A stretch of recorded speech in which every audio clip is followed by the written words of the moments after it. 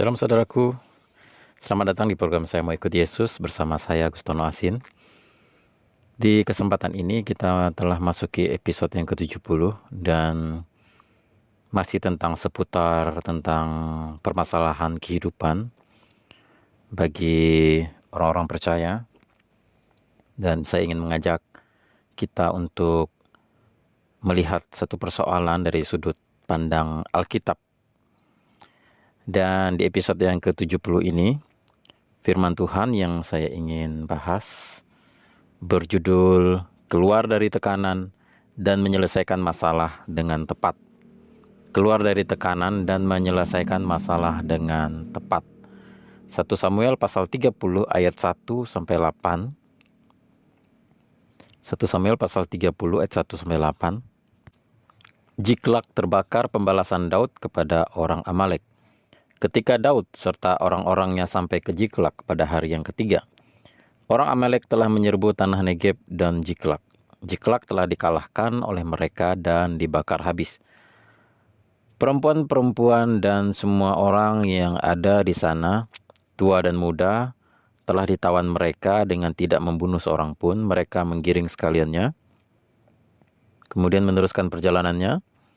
Ketika Daud dan orang-orangnya sampai ke kota itu, tampaklah kota itu terbakar habis, dan istri mereka serta anak mereka yang laki-laki dan perempuan telah ditawan. Lalu menangislah Daud dan rakyat yang bersama-sama dengan dia itu dengan nyaring, sampai mereka tidak kuat lagi menangis. Juga kedua istri Daud ditawan, yakni Ahinoam, perempuan Yizreel, dan Abigail, bekas istri Nabal, orang Karmel itu. Dan Daud sangat terjepit, karena rakyat mengatakan hendak melempari dia dengan batu. Seluruh rakyat itu telah pedih hati masing-masing karena anaknya laki-laki dan perempuan. Tetapi Daud menguatkan kepercayaannya kepada Tuhan Allahnya. Lalu Daud memberi perintah kepada Imam Abiatar bin Ahimelek, bawalah efod itu kepadaku. Maka Abiatar membawa efod itu kepada Daud, kemudian bertanyalah Daud kepada Tuhan, katanya, haruskah aku mengejar gerombolan itu? Akan dapatkah mereka kususul? Dan ia berfirman kepadanya, kejarlah, sebab sesungguhnya engkau akan dapat menyusul mereka dan melepaskan para tawanan. Saudara, di dalam kehidupan ini, sepanjang perjalanan hidup kita di dalam dunia ini, mulai kita lahir, sampai kita tua, sampai kita mati, pasti selalu kita menghadapi tekanan. Pasti kita akan menghadapi masalah. Dan hal ini adalah sesuatu yang tidak mungkin bisa kita elak, ya.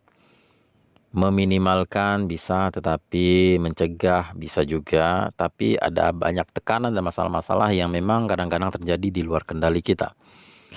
Saudaraku, masalah-masalah yang dihadapi kalau kita pelajari di dalam ayat ini adalah tentang Daud. Masalah-masalah yang dihadapi oleh Daud, kalau kita pelajari dari kisah-kisah ini adalah bahwa yang pertama, Daud itu selama ini dia menjadi pelarian dari Saul. Karena Saul benci kepada Daud dan iri kepada Daud. Dan dia terus mengejar Daud, ingin membunuh Daud, sehingga Daud terpaksa pergi bersembunyi di gua-gua, ke padang gurun, bahkan sampai pernah membelot di pihak Filistin, dan dia terjebak di daerah Filistin, dan di hadapan Raja Akis dia pura-pura gila, sehingga akhirnya dia usir. Kemudian ketika dia pulang ke Jiklak, apa yang terjadi? Dia melihat kota itu telah dibakar, anak istri mereka ditawan, harta benda mereka dijarah oleh orang-orang Amalek, ya. Dan rakyat mulai menyalahkan Daud, bahkan dikatakan di dalam ayat 6 tadi, Daud mau dilempari dengan batu. Daud sangat sedih dan tertekan sampai tidak ada air mata lagi untuk menangis. Bahkan semua rakyat yang mengikuti Daud pada waktu itu, Daud dan para pengikutnya, saking sedihnya mereka ketika mereka menangis sampai sudah tidak ada air mata lagi untuk mereka menangis. Dan persoalan lainnya adalah jumlah pasukan mereka atau jumlah pasukannya Daud itu kalah banyak dari orang-orang Amalek. Mereka hanya punya 600 orang yang sanggup berperang, itu hanya 400 orang. 200-nya sudah terlalu lelah. Jadi masalah yang dihadapi Daud ini sangat rumit dan Daud sangat tertekan. Ya, jumlah pasukan Yang sangat sedikit ini bagaimana caranya dia bisa mengalahkan orang Amalek yang jumlah pasukannya mungkin ribuan ya. Jadi apa yang harus dia lakukan untuk keluar dari masalah ini, untuk bisa menyelesaikannya? Nah, saudara belajar dari pengalaman Daud yang berhasil keluar dari setiap tekanan dan menyelesaikan masalahnya dengan tepat, kita bisa pelajari bahwa di dalam situasi kita bisa kita terapkan juga pada saat ini. Ketika saudara menghadapi suatu tekanan yang sangat berat seperti yang dialami Daud, orang mau melempari dia dengan batu, istri dan anaknya tertawan, tempat mereka tinggal dibakar habis, ya, dan jumlah pasukan yang kalah jauh dari jumlah pasukan musuh. Ini sangat luar biasa sulit sekali apa yang dihadapi oleh Daud dan dia sangat tertekan. Dan bagaimana cara Daud bisa keluar dari tekanan itu dan menyelesaikan masalahnya? Nah, kita akan pelajari di kesempatan ini. Oleh sebab itu firman Tuhan saya beri judul keluar dari tekanan dan menyelesaikan masalah dengan tepat. Nah, yang pertama, apa yang dilakukan Daud yang bisa kita ikuti ketika kita menghadapi suatu tekanan dan satu persoalan. Yang pertama adalah Daud menguatkan kepercayaannya kepada Tuhan. Daud menguatkan kepercayaannya kepada Tuhan. Kita baca di dalam ayat yang ke-6 ya. Dan Daud sangat terjepit karena rakyat mengatakan hendak melempari dia dengan batu. Seluruh rakyat itu telah pedih hati masing-masing karena anaknya laki-laki dan perempuan. Tetapi Daud menguatkan kepercayaannya kepada Tuhan Allahnya. Jadi yang pertama dilakukan Daud ketika dia sangat tertekan, ketika dia dalam problem yang sangat berat, yang pertama yang dia lakukan adalah dia ingat kepada Tuhan Allahnya. Dan dia menguatkan kepercayaannya kepada Tuhan. Dia menguatkan kepercayaannya kepada Tuhan. Tekanan dan masalah bertubi-tubi bisa saja membuat Daud menjadi lemah imannya dan meragukan Tuhan. Dan mungkin dia akan putus asa. Tuhan, bukankah aku percaya kepada Engkau? Bukankah aku dekat dengan Engkau, bersekutu dengan Engkau? Tapi mengapa Engkau izinkan hal ini terjadi? Ya, mungkin Daud bisa menyalahkan Tuhan seperti itu. Tekanan hidup yang bertubi-tubi biasanya dapat membuat seseorang itu stres, bingung, depresi, putus asa, mencari pertolongan dari kuasa gelap dan lain-lain ya. Ada orang Kristen yang ketika menghadapi suatu persoalan, dia merasa mengalami jalan buntu, dia merasa dia tidak mampu menyelesaikan persoalannya, akhirnya mereka mencari satu cara yang dilarang oleh Alkitab, yaitu apa? Pergi ke dukun, ya. Mencari orang pintar katanya. Pergi ke dukun, memakai kuasa gelap dan sebagainya. Ya. Tapi Daud tidak seperti itu. Ketika dalam tekanan yang berat, dia malah menguatkan kepercayaan kepada Allahnya. Kepada siapa kita datang ketika kita mengalami tekanan dan persoalan? Kepada Yesus Kristus kita datang. Karena Alkitab berkata, marilah datang kepadaku semua yang letih lesu dan beban berat, aku akan memberikan kelegaan kepadamu. Nah, Daud menguatkan kepercayaannya kepada Tuhan. Dalam masalah yang sangat berat, seseorang biasanya mulai lemah imannya, menyalahkan Tuhan, mencari solusi yang tidak sesuai dengan firman Allah. Tetapi dalam keadaan tertekan, Daud justru menguatkan kepercayaannya kepada Tuhan. Ia menolak depresi, ia menolak putus asa, ia menolak untuk menyalahkan Tuhan, ia menguatkan kepercayaannya kepada Tuhan. Dalam sikap hati ini berarti Daud itu tidak meragukan kebaikan Tuhan. Dia tidak meragukan kuasa Tuhan. Dan ia terus bersandar penuh pada Tuhan sebagai penolongnya. Dalam perbuatan orang yang menguatkan kepercayaannya pada Tuhan, dia akan tetap setia. Dia akan tambah banyak berdoa. Dia akan rajin berdoa, beribadah, berpuasa, dan tetap semangat melayani Tuhan. Nah, itu ciri-ciri orang yang ketika dalam masalah dia menguatkan kepercayaannya kepada Tuhan. Bukan membuat dia menjauhi persekutuan, bukan membuat dia menjauhi pertemuan-pertemuan ibadah, tetapi dalam persoalannya justru dia semakin aktif dan semakin giat cari Tuhan.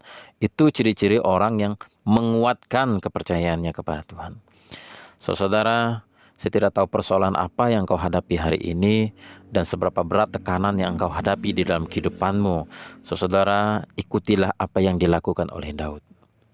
Kuatkanlah kepercayaanmu kepada Tuhan. Jangan sesekali meragukan Tuhan. Dan apapun yang terjadi dalam kehidupan ini, percayalah Tuhan Yesus itu selalu baik bagi kita. Itu yang pertama, saudara. Ketika engkau mengalami tekanan yang berat dan persoalan yang berat dalam kehidupan ini, maka makin kuatkanlah iman dan kepercayaanmu kepada Tuhan. Itu yang pertama. Yang kedua yang dilakukan oleh Daud adalah ketika dia mengalami tekanan dan suatu persoalan yang berat, bertanya kepada Tuhan apa yang harus dilakukan. Bertanya kepada Tuhan apa yang harus dilakukan. Ayat ke-8.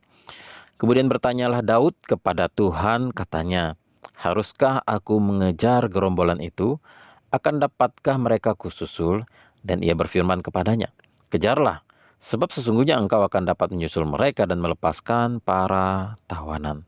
Saudaraku, kenapa Daud mesti tanya Tuhan dulu? Bukan sudah seharusnya Daud menyusul dan langsung mengejar orang Amalek, ya kan?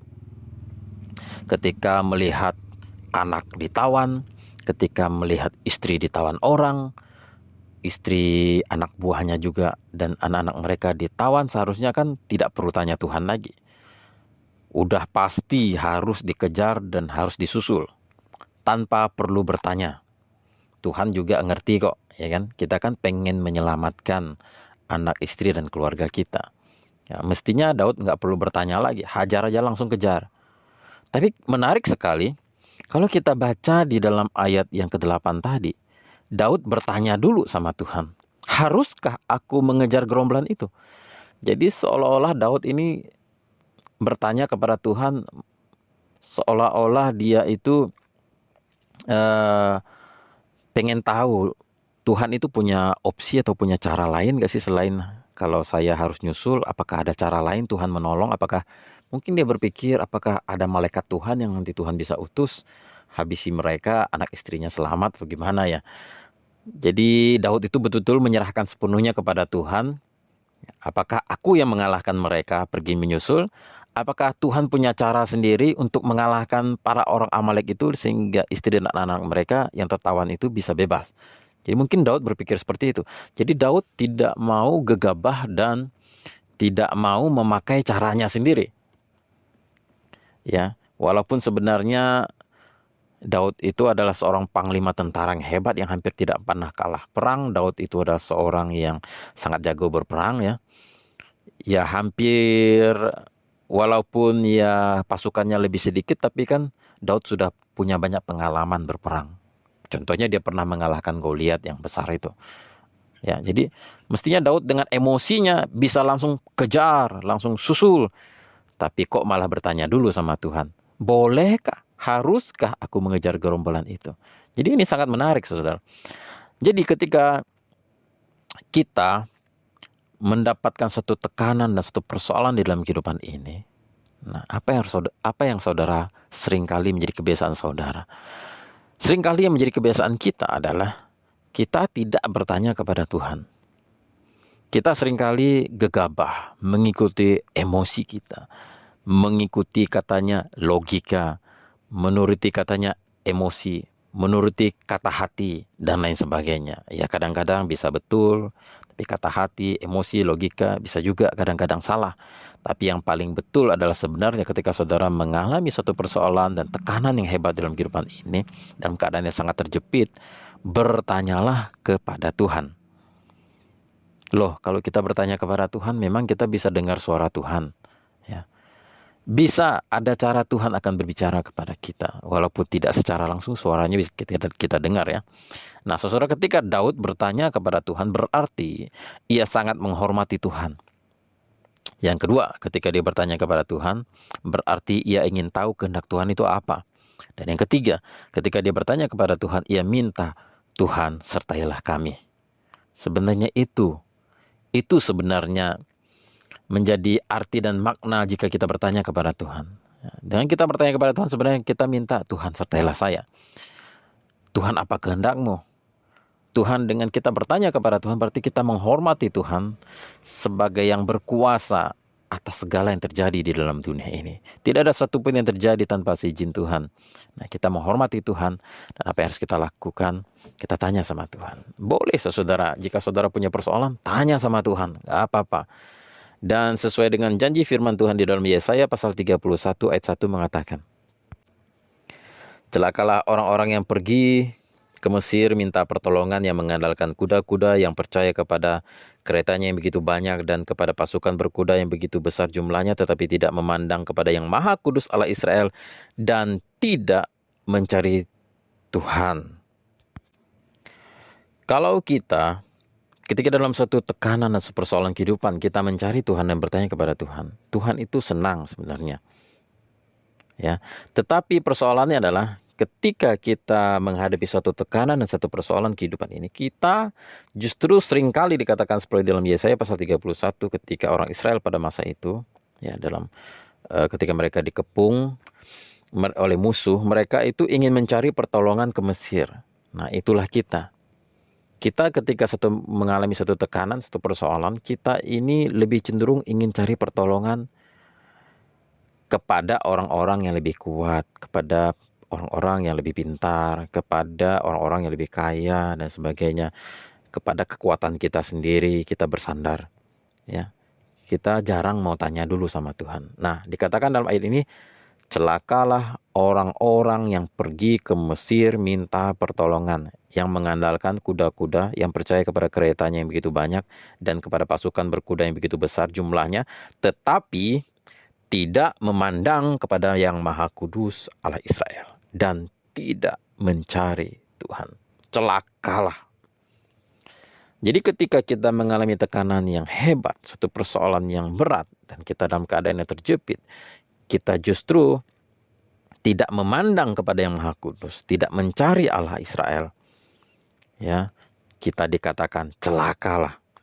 Artinya Tuhan akan lepas tangan, dan berarti itu tandanya saudara tidak menghormati Tuhan, dan saudara tidak mencari kehendak Tuhan, dan saudara berarti ketika tidak bertanya kepada Tuhan di dalam doa, saudara secara tidak langsung,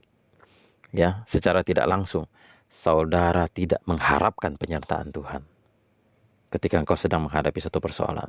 Oleh sebab itu, ketika kita menghadapi suatu persoalan dan tekanan yang hebat dalam kehidupan ini seperti yang dialami oleh Daud, yang harus kita lakukan adalah bertanya kepada Tuhan. Apa yang harus aku lakukan, Tuhan? Pagi-pagi kita bangun tidur, kita berdoa, tanya sama Tuhan. Ada waktu siang hari, kita doa siang, doa puasa, atau sore hari atau malam hari, kita ambil waktu bertanya sama Tuhan. Dengan merenungkan firman Tuhan, membaca Alkitab dan sebagainya, ya, kita akan menemukan jawabannya. Saudara, setelah Daud mendapat jawaban dari Tuhan, barulah ia berani pergi untuk menyusul orang Amalek. Nah, Daud, saudara, benar-benar pribadi yang luar biasa. Seorang yang sangat luar biasa imannya. Ketika menghadapi satu persoalan, ya, dia tanya Tuhan. Dan ketika dia tanya Tuhan, luar biasa hasilnya. Tuhan bilang, susul, aku serahkan mereka ke dalam tanganmu. Baru Daud berangkat dan menyusul. Saudara, mari kita baca dalam Yeremia pasal 29 ayat 11-13. Sebab aku ini mengetahui rancangan-rancangan apa yang ada padaku mengenai kamu, demikianlah firman Tuhan. Yaitu rancangan damai sejahtera dan bukan rancangan kecelakaan, untuk memberikan kepadamu hari depan yang penuh harapan. Dan apabila kamu berseru dan datang untuk berdoa kepadaku, maka aku akan mendengarkan kamu. Apabila kamu mencari aku, kamu akan menemukan aku. Apabila kamu menanyakan aku dengan segenap hati, aku akan memberi kamu menemukan aku.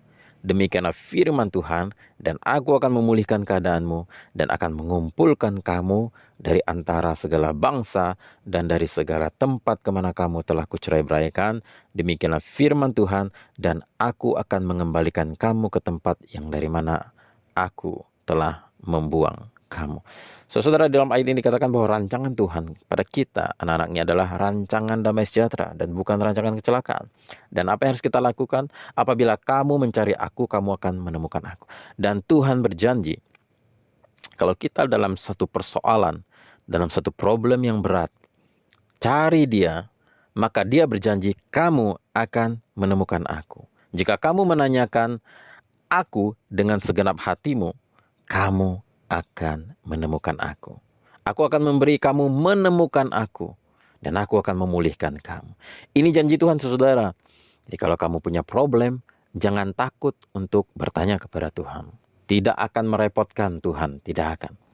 Kalau kepada manusia, saudara akan dianggap merepotkan. Ya, tapi kalau dengan Tuhan, Tuhan tidak pernah merasa keberatan. Kalau kamu punya problem, punya masalah, tanya sama aku, cari aku, dan aku jamin kamu akan menemukan aku. Itu kata Tuhan, saudara. Haleluya. Haleluya, kita punya Tuhan yang baik. Bertanya dulu pada Tuhan, baru bertindak. Bukan bertindak dulu, lalu salah langkah, baru tanya sama Tuhan. Nah, ini kebanyakan orang Kristen tuh kayak gini. Ya, bertanya dulu pada Tuhan. Orang Kristen tuh begini ya. Melakukan dulu, bertindak dulu sesuai emosi, sesuai dengan hawa nafsu, sesuai dengan logika, pikirannya, keinginan hatinya, ya. Bisikan kata-kata orang, nasihat orang, seperti begini, ikuti. Kebanyakan kita kan kayak gitu. Nah, setelah dilakukan, kemudian salah langkah, baru tanya sama Tuhan. Tuhan, apakah yang kulakukan ini benar atau salah? Nah, itulah kita. Maka seringkali kita ini salah langkah, saudara. Kita ini selalu melangkah mendahului Tuhan. Ya. Sudahlah salah langkah, baru tanya Tuhan. Tuhan, gimana cara menyelesaikan masalah ini? Padahal coba dari awal ketika masalah itu baru datang, kita tanya dulu sama Tuhan. Bukan bertindak dulu. Setelah salah langkah baru tanya Tuhan. Ya, seringkali itulah kita. Nah, kalau Daud tidak, saudara ya. Cara menyelesaikan masalah yang paling tepat adalah seperti Daud ini. Menguatkan iman dan kepercayaan kepada Tuhan, sehingga mendapatkan penyertaan Tuhan. Dan yang kedua adalah bertanya sama Tuhan. Setelah bertanya, baru bertindak. Bukan bertindak dulu, setelah salah langkah, baru bertanya. Ya. Setelah dapat petunjuk Tuhan, baru kita bertindak sesuai dengan petunjuk Tuhan itu. Itu yang kedua, saudara. Yang ketiga, apa yang dilakukan Daud ketika mendapatkan tekanan yang hebat, sehingga dia bisa keluar dari tekanan itu dan bisa menyelesaikan masalahnya. Yang ketiga adalah menyusun rencana dengan benar. Menyusun rencana dengan benar. Dikatakan di dalam 1 Samuel pasal 30 ayat 17. Dan pada keesokan harinya Daud menghancurkan mereka dari pagi-pagi buta sampai matahari terbenam. Tidak ada seorang pun dari mereka yang lolos kecuali 400 orang muda yang melarikan diri dengan menunggang unta. Daud melepaskan semua apa yang dirampas oleh orang Amalek itu, juga kedua istrinya dapat dilepaskan Daud. Ya, kalau kita membaca dalam ayat ini, Daud menyusun strategi. Daud menunggu sampai esok hari. Ya, tujuannya adalah agar tenaga mereka pulih dan musuh belum siap. Jadi ia mulai menyerang pagi-pagi buta ketika musuhnya sedang tidur lelap. Nah, jadi saudara, kalau kita menghadapi satu tekanan yang berat, satu persoalan dalam kehidupan ini, lakukan seperti yang Daud lakukan. Apa? Menyusun rencana dengan benar. Setelah kita menguatkan iman kita, kepercayaan kita kepada Tuhan, kita bertanya kepada Tuhan, setelah itu baru kita mulai menyusun rencana dengan rapi. Kita susun rencana sesuai dengan petunjuk Tuhan yang kita dapat. Nah, Daud tidak bertindak dengan gegabah. Ketika dia mendapatkan konfirmasi dari Tuhan, kamu susul, kamu akan kuberikan kemenangan. Oh, Daud ketika mendapat jawaban itu langsung berangkat? Tidak, saudara. Langsung dia susul? Tidak. Dia menunggu sampai waktu yang tepat. Dia susun rencana. Karena dia hitung pasukannya itu hanya cuma 400 yang bisa berperang, yang 200-nya sudah terlalu lelah, tidak sanggup untuk berperang, yang sanggup cuma 400 orang. Ya, dia hitung-hitung dengan jumlah pasukan Amalek yang ribuan itu. Ya, bagaimana dia bisa mengalahkan mereka? Dia juga pakai otak. Nah, sekarang baru pakai logika. Setelah dia dapat konfirmasi dari Tuhan, jawabannya sudah ada. Baru dia pakai logika, dia susun rencana, dan dia pikir bagaimana caranya bisa mengalahkan mereka. Nah, dia mendapatkan satu celah ketika orang Amalek itu dia intai, dia lihat dari kejauhan, mereka itu sedang kelelahan, tidur nyenyak, subuh-subuh itu. Daud bilang, kita istirahat dulu. Besok subuh-subuh baru kita serang mereka. Ketika mereka sedang tidur, mereka tidak siap, mereka tidak memegang senjata. Ketika mereka bangun tidur itu kan agak oleng-oleng, pusing-pusing. Wah, itu kita serang. Siap, kata pasukannya. Yang tidak mau ikut bertempur, tunggu di luar sana. Akhirnya mereka hanya 400 orang itu bisa mengalahkan ribuan. Dan tidak ada seorang pun dari anak istri dan keluarga mereka yang celaka, semuanya bisa diselamatkan. Harta benda semua bisa diambil kembali. Nah, saudara, inilah pelajaran penting kepada kita bahwa menyusun rencana itu sangat penting di dalam menyelesaikan satu persoalan. Ya, seorang pernah mengatakan begini, jika Anda gagal merencanakan, berarti Anda berencana untuk gagal. Ya, jika Anda gagal dalam berencana, maka Anda merencanakan untuk gagal. Artinya begini, ya, kalau kita di dalam bertindak kita tanpa rencana, ya, kita ini sedang merencanakan untuk gagal. Ya, saudara, saya buka toko sembako, ya, dan selama 5 tahun saya sudah buka toko sembako ini. Saya mengamati tingkah laku dan pola-pola pikir dan perilaku para pelanggan saya. Saya amati, saudara, orang-orang yang belanjanya itu macam-macam caranya. Ada yang ketika belanja udah terencana dari rumah. Dia mau beli apa, kopi, gula, teh, dan sebagainya. Ada yang udah tercatat. Ada yang juga walaupun tidak dicatat, tapi dalam pikirannya sudah jelas sekali. Ya, jumlahnya berapa. Ya, kalau beli beras mereknya apa. Kemudian langsung dia sebutkan secara detail, apa saja, ya, jelas, ya. Tapi ada orang yang kalau datang ke warung, itu nggak jelas. Dia mau beli kopi misalnya. Kopi apa, dia bingung kopi apa. Dia mau beli apa, dia bingung duitnya juga seberapa. Mau habiskan untuk beli apa, bingung. Yang begitu saya lihat kebanyakan ekonominya susah. Benaran, ini survei pribadi saya saja, saudara boleh percaya atau tidak. Orang yang tidak punya rencana dalam hal belanja saja, dia nggak punya rencana, itu orang gagal, saudara. Dalam kehidupan sehari-hari pun dia akan gagal. Ya. Orang yang gagal berencana adalah orang yang merencanakan tuh gagal. Dalam hal belanja yang sepele saja, dia itu gagal berencana, tidak punya rencana. Dia mau ke warung mau beli kopi misalnya, tapi dia tidak punya rencana mau beli kopi apa, merek apa, harga berapa, nggak jelas. Itu baru contoh, ya. Nah, ini yang saya lihat perilaku seseorang seperti itu yang tidak punya rencana, tidak pandai merencanakan sesuatu, kebanyakan gagal hidupnya. Kebanyakan. Saya tidak bilang semuanya. Nah, ini 5 tahun. Jadi setiap hari dia kan belanja di tempat saya. Jadi saya tahu perilaku orang ini orang yang tidak punya rencana. Jadi ketahuan karena sudah 5 tahun ketemu. Tiap hari datang, ya. Jadi saya tahu ini orang gagal, orang gagal, orang gagal, orang gagal. Oh, ini orang gagal, orang gagal. Karena dalam hal belanja aja dia nggak bisa berencana, nggak punya rencana. Apalagi dalam urusan masa depan, 5 tahun ke depan, 10 tahun ke depan, mau jadi apa, anak mau jadi apa, anaknya mau sekolah kemana, nggak punya rencana, itu udah pasti. Belanja aja dia nggak punya rencana, apalagi mau merencanakan masa depan. Ya kan? Nah, saudara, ketika engkau gagal merencanakan, engkau berencana untuk gagal. Jadi Daud adalah orang yang cakap menyusun rencana. Dia tidak sembarangan, dia tahu pasukannya sedikit, kalah jumlah dengan orang Amalek. Bahkan orang Amalek jauh lebih kuat. Ya. Dan mereka menawan anak istri. Jadi kalau misalnya mereka serang secara terbuka, ya tinggal mereka, anak istrinya bisa menjadi sandera. Kalau kalian maju, kami bunuh mereka satu persatu. Mundur nggak? Iya kan?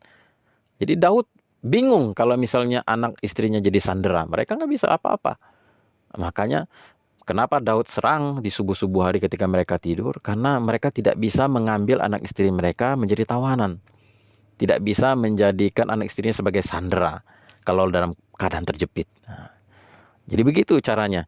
Nah, ini luar biasa. Jadi Daud bahkan pembangunan bait Allah dia sudah merencanakan, semuanya sudah dia rencanakan. Dia serahkan kepada anaknya Salomo. Itu sudah direncanakan oleh Daud. Bahan-bahannya sudah dipersiapkan ketika membangun bait Allah. Jadi Daud ini orang luar biasa dalam perencanaan. Nah, demikian juga kita, kalau kita ingin menyelesaikan satu masalah, kita dalam tekanan yang hebat, terlilit hutang dan sebagainya, karena memang udah salah langkah dari awal, susun rencana dengan baik, tanya Tuhan. Ya, sebenarnya sih tanya Tuhan dulu sebenarnya sebelum terjadi banyak masalah seperti itu. Tapi ya sudahlah, kalau misalnya saudara sudah terlanjur salah, ada banyak hal yang terjadi dalam kehidupan ini yang di luar rencana saudara, terjadi pada hari ini membuat saudara dalam keadaan yang sangat sulit, dalam keadaan tertekan. Saudara ikuti langkah-langkah yang dilakukan oleh Daud, kuatkan iman dan kepercayaanmu kepada Tuhan, tanya Tuhan, setelah ketemu kehendak Tuhan, susun rencana dengan baik dan dengan benar. Ketika Tuhan sudah buka jalan dan memberi petunjuk, bukan berarti kita langsung bertindak dengan serampangan. Ya, bukan berarti seperti itu. Amsal pasal 16 ayat 3 mengatakan, serahkanlah perbuatanmu kepada Tuhan, maka terlaksanalah segala rencanamu. Amsal 24 ayat 6 mengatakan, karena hanya dengan perencanaan engkau dapat berperang, dan kemenangan tergantung pada penasihat yang banyak. Nah, luar biasa nasihat firman Tuhan ini. Karena hanya dengan perencanaan engkau dapat berperang, dan kemenangan tergantung pada penasihat yang banyak. Nah, baru setelah kita tanya Tuhan, kita baru mulai merencanakan. Nah, jadi bukan merencanakan dulu baru tanya Tuhan, bukan. Tanya Tuhan dulu, sudah dapat petunjuk. Oke, kata Tuhan, baru kita merencanakan. Ketika kita merencanakan, baru kita mulai tanya penasihat-penasihat sebanyak-banyaknya. Baru kita lihat sesuai tidak nasihat mereka dengan pandangan dan petunjuk dari Tuhan tadi. Begitu caranya saudara. Jadi segala sesuatu perlu direncanakan dengan baik, dengarkan nasihat dari keluarga, sahabat, hamba Tuhan, dan selanjutnya. Serahkan pada Tuhan apa yang kita rencanakan, maka hasilnya, maka terlaksanalah segala rencanamu, dikatakan dalam Amsal pasal 16 ayat 3b tadi. Maka terlaksana segala rencanamu jika engkau serahkan kepada Tuhan. Walaupun sudah pasti kehendak Tuhan, strategi dan perencanaan harus tetap dibuat. Dan hasil daripada apa yang dilakukan oleh Daud ya adalah 1 Samuel pasal 30 ayat 19 sampai 20. Tidak ada yang hilang pada mereka, dari hal yang kecil sampai hal yang besar, sampai anak laki-laki dan anak perempuan, dan dari jarahan sampai segala sesuatu yang telah dirampas mereka, semuanya itu dibawa Daud kembali. Daud mengambil segala kambing, domba, dan lembu, semuanya itu digiring mereka di hadapannya, serta berkata, inilah jarahan Daud. Nah, jadi Daud berhasil keluar dari tekanan, keluar dari masalah. Anak istrinya yang ditawan berhasil dibebaskan. Semua harta bendanya yang dijarah berhasil dia ambil kembali. Dan dia mendapatkan kemenangan yang besar. Akibat dari apa? Akibat dari yang pertama adalah menguatkan kepercayaannya kepada Tuhan. Yang kedua, bertanya dulu sama Tuhan apa yang harus dilakukan. Dan yang ketiga, menyusun rencana dengan benar. Saudara, inilah yang bisa saya bagikan di kesempatan ini. Mudah-mudahan firman Tuhan ini boleh menjadi berkat bagi kita yang sedang dalam keadaan tekanan, dalam keadaan masalah yang berat dalam kehidupan ini. Jangan putus asa, bersama dengan Tuhan kamu bisa. Amin.